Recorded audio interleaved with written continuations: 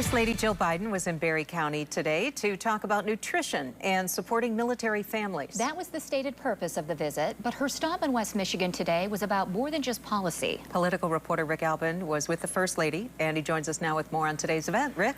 Well, it was a big event down at Camp Manitoulin. Dr. Jill Biden arrived at the picturesque place near Middleville this morning, along with Democratic U.S. Senator Debbie Stabenow, to talk about a new program that Stabenow highlighted last week in Grand Rapids. It's a new federal program that Stabenow says is permanently funded, and it will offer families that qualify another $120 during the summer months to pay for lunches that would otherwise be provided for during the school year. That same program also offers lunches at a number of locations, even take-home meals for more rural settings. Then another group of campers from the military families where Biden, a 30-year teacher, walked and talked with students at ease and said she related to family sacrifice for their family members' service.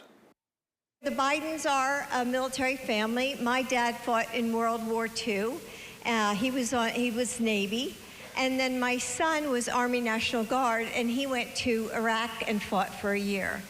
And so I love meeting with military families and especially military kids.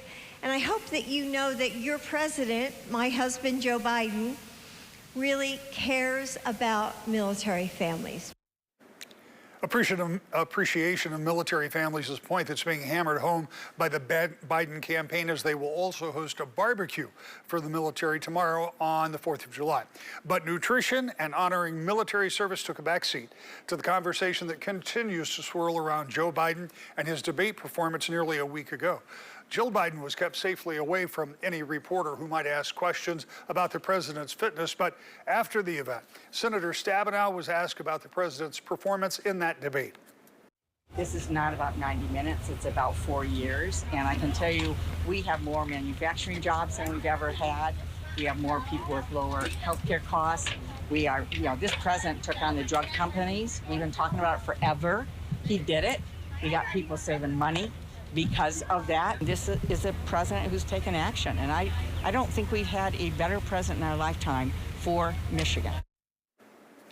Despite Stabenow's support, others in the Democratic Party are still scrambling to see if there's a way to shore up the ticket that is now wavering after the president appeared to lose concentration and have trouble explaining issues last Thursday. The president was scheduled to have a conference call with nervous Democratic governors this afternoon to discuss the matter as well. Coming up at 5, one of the reasons that the First Lady was promoting this nutrition program, she says, is because food just costs so much more than it did 4 years ago. But the reason she seemed to allude to may not be what you're thinking of. Flipping the script on inflation, coming up. Sue? Okay, we'll check in with that. Rick, thank you.